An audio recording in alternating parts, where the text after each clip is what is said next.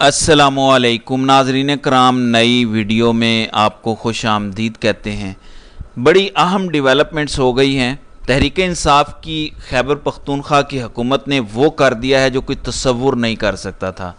पाकिस्तान को आग और खून में नहलाने की नापाक साजिश को नाकाम बनाने के लिए बहुत बड़ा स्टैंड लिया गया है, आपको आगाह करता हूँ।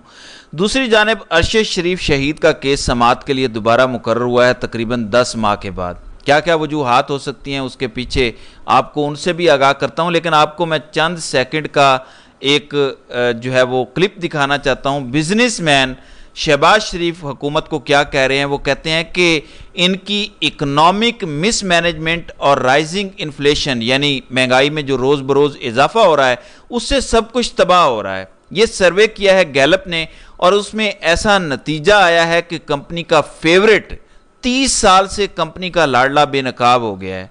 पाकिस्तान ने अगर आगे बढ़ना है तो कारोबारी हजरात ने खुल के कारोबार करना है, नौकरियां क्रिएट करनी है। क्रिएशन होगी तो पाकिस्तान अपने कर्जे उतार सकेगा। कारोबारी हजरात के इस सर्वे में कारोबारी हजरात ने कहा कि पाकिस्तान की तारीख की सबसे बदतरीन मुआशी लिहाज से शहबाज शरीफ की हुकूमत है। अभी की नहीं, ये पाकिस्तान की तारीख की सबसे वर्स्ट हुकूमत करार पाई है।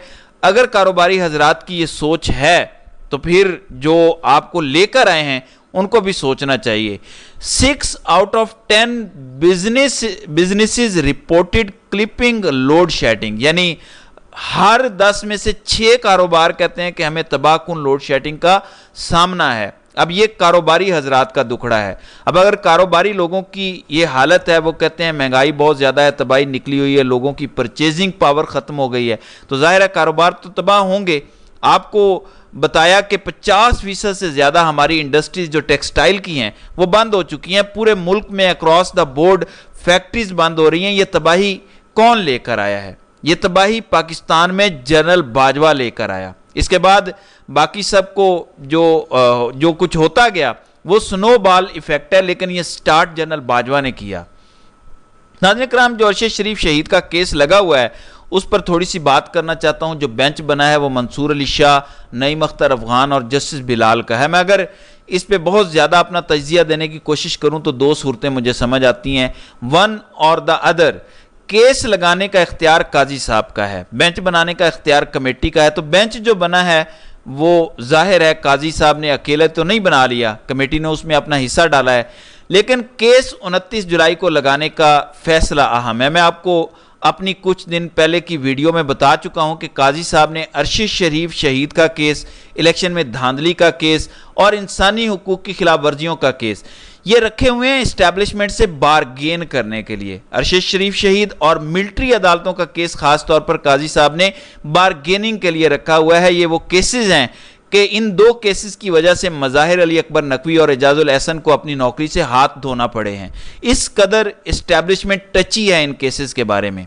अचानक ये केस समाअत के लिए मुकर्रर हो जाता है उस वक्त जब काजी साहब की एक्सटेंशन खतरे में पड़ गई है। तो समझ रहे हैं गेम को। एक तो ये एंगल है कि इधर काजी साहब की एक्सटेंशन खतरे में पड़ी, उनसे किए गए वादों से कोई पीछे हटने लगा, तो काजी साहब ने कहा अभी मैं एक ज़रा पत्ता खेलता हूँ, ये केस मैं समाअत के लिए मुकर्रर करता हूँ, क्योंकि अगर मेरी एक्सटेंशन मेक श्योर ना की गई, मुझे नंबर पूरे करके ना दिए गए, तो फिर मैं अगले पत्ते भी खेलूंगा। तो एक ये एंगल है। एक दूसरा एंगल है, ये केस 10 महीने से समाअत के लिए मुकर्रर नहीं हुआ और जो जजों की कमेटी है उसने काजी साहब पर दबाव डाल के ये केस लगवाया। और उसके पीछे एक और वजह हो सकती है और वो ये है कि जज, क्योंकि इस्लामाबाद हाई कोर्ट के और सुप्रीम कोर्ट के सारे इस्लामाबाद में हैं, इस्लामाबाद का एक बड़ा अफसर है जिसके बड़े चर्चे हैं। जस्टिस मोहसिन अख्तर कियानी ने एक समाअत में उसको SHO के बराबर करार दिया था, लेकिन सबसे बढ़ के उस अफसर का नाम अरशद शरीफ की वालदा ने FIR में भी देने की कोशिश की। वही अफसर जिसके बारे में कीनिया में रहने वाला वकार कहता था कि उसकी इजाज़त के बगैर मैं आपको CCTV फुटेज भी नहीं दूंगा। तो क्या जजेस की उस कमेटी ने यह स्टेप इसलिए लिया है कि वो अफसर पीछे हट जाए, उस अफसर पर प्रेशर डाला जाए ताकि वो जजेस को कोर्स करने से पीछे हट जाए?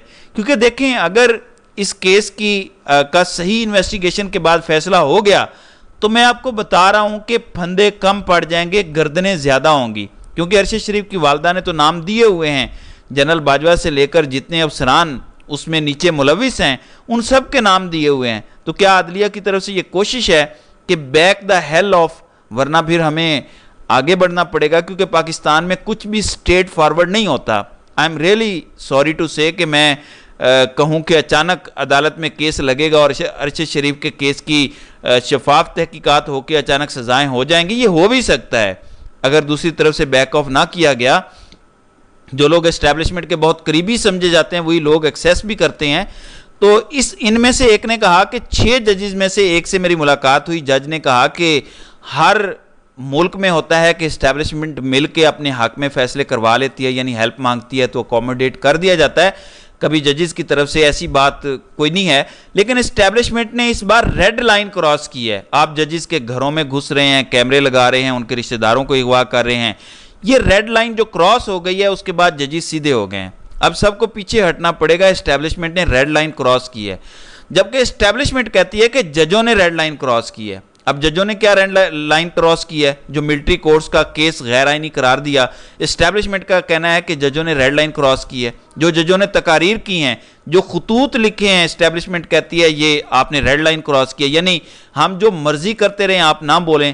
پھر ملک شہزاد نے جو تقریر کی، جو لاہور ہائی کورٹ کے چیف جسٹس تھے اور اب سپریم کورٹ میں انہیں کھڈے لائن کر دیا ہے، جب سے وہ آئے ہیں ایک کیس بھی ان کے سامنے نہیں لگا، لیکن انہوں نے جو کیا ہے یہ ناقابل معافی ہے، کیونکہ ریڈ لائن کراس ہو گئی ہے۔ آپ نے کیوں کہا کہ آئی ایس آئی کی مداخلت ہے، اداروں کی مخالفت ہے؟ کیوں آپ نے ایک جج محمد عباس کی بات سنی اور اس کی بات پہ آپ نے اتنا بڑا ایکشن لے لیا؟ دونوں طرف سے یہ بات چل رہی ہے۔ ارشد شریف شہید کے کیس میں یہ چاہوں گا کہ شفاف انکوائری ہو۔ میں یہ مشورہ دوں گا ارشد شریف کی فیملی کو کہ جو جسٹس شوکت عزیز صدیقی ریٹائرڈ اور اب وکیل ہیں، خدا را اس سے بچیں، یہ تب بھی فراڈ تھا، اب بھی فراڈ ہے، یہ آگے بھی فراڈ ہوگا۔ اس سے زیادہ میں کچھ کہہ نہیں سکتا۔ کچھ لوگ دعویٰ کرتے ہیں کہ اس نے تب اسٹیبلشمنٹ کو للکارا جب کچھ نہیں تھا۔ ایک منٹ ذرا حوصلہ رکھیں، جنرل باجوہ کی یہی تو گیم تھی۔ باجوہ مسلسل نون لیگ کو یہی گیم ڈالتا رہا کہ جو کر رہا ہے وہ جنرل فیض حمید کر رہا ہے، میں تو آپ کے ساتھ ہوں۔ تب بھی یہی تھا، اب بھی یہی ہے۔ تو تب بھی جنرل باجوہ کی تھپکی کے ساتھ یہ بولا تھا، ورنہ اتنی جرت نہیں تھی اس میں بولنے کی۔ قاضی صاحب نے لوگ کہتے ہیں کہ ان کے اوپر ریفرنس آیا تو بڑی بہادری سے انہوں نے لڑا۔ مظاہر علی اکبر نقوی کے خلاف ریفرنس آیا، انہوں نے بھی سپریم کورٹ میں درخواست دی، ایک درخواست ان کی نہیں سنی گئی اور سیدھا ان کو سپریم جوڈیشل کونسل سے فارغ کیا گیا۔ قاضی صاحب کی ہر درخواست سپریم کورٹ نے سنی، جبکہ سپریم جوڈیشل کونسل کی جو پروسیڈنگز ہیں، سپریم کورٹ کا کوئی اختیار ہی نہیں ہے اس کے مقابلے میں سننے کا۔ یہ کس نے فیسیلیٹیٹ کیا تھا؟ یہ جنرل باجوہ نے فیسیلیٹیٹ کر کے دیا تھا کہ قاضی صاحب شغل میلہ لگائی رکھو، وہ تو فیض کروا رہا ہے۔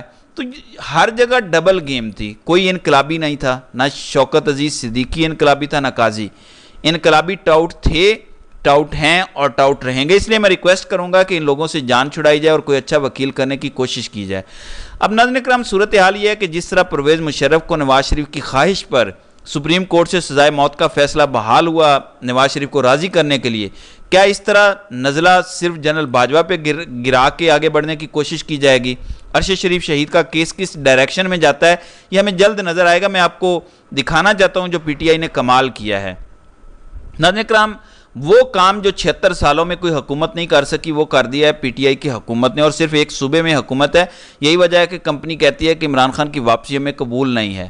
صوبائی ایپیکس کمیٹی کا اجلاس ہوا، بنو جرگہ کے تمام 16 مطالبات منظور کر لیے گئے۔ وزیر اعلیٰ خیبر پختونخوا علی امین گنڈا پور کا آج بنو کا دورہ اور شرکاء سے خطاب ہے۔ مطالبات آپ ذرا سنیں، آپ کا سر فخر سے بلند ہو جائے گا ناظرین کرام کہ پاکستان کو آگر خون کے کھیل سے بچا لیا گیا ہے۔ بنو میں آپریشن عزم استحکام نہیں ہوگا، اس کی مخالفت کی گئی ہے۔ بنو میں گڈ طالبان اور بیڈ طالبان کے تمام مراکز کا مستقل خاتمہ کیا جائے گا۔ یہ اتنا بڑا سٹینڈ ہے کہ کمپنی کی چولیں ہل جائیں گی۔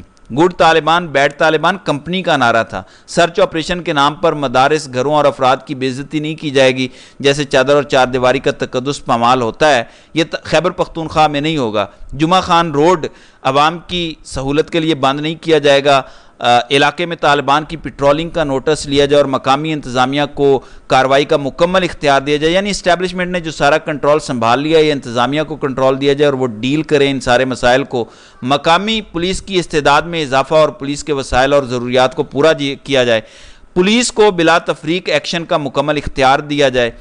سی ٹی ڈی پولیس کو مکمل فعال اور دہشت گردوں اور جرائم پیشہ عناصر کے خلاف کارروائی کا مکمل اختیار دیا جائے، یعنی بیچ میں سے فوج اور باقی اداروں کی دخل اندازی کو ختم کرنے کو منظور کر لیا ہے صوبائی حکومت نے۔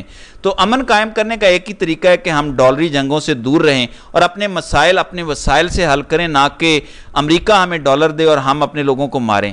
یہ بہت بڑی ڈیولپمنٹ ہے جس کے اثرات آپ کو آنے والے دنوں میں نظر آئیں گے۔ تو ناظرین کرام، آپ کی اس ویڈیو کے حوالے سے کیا رائے ہے؟ آپ اپنی رائے کا اظہار کامنٹ سیکشن میں ضرور کیجئے گا۔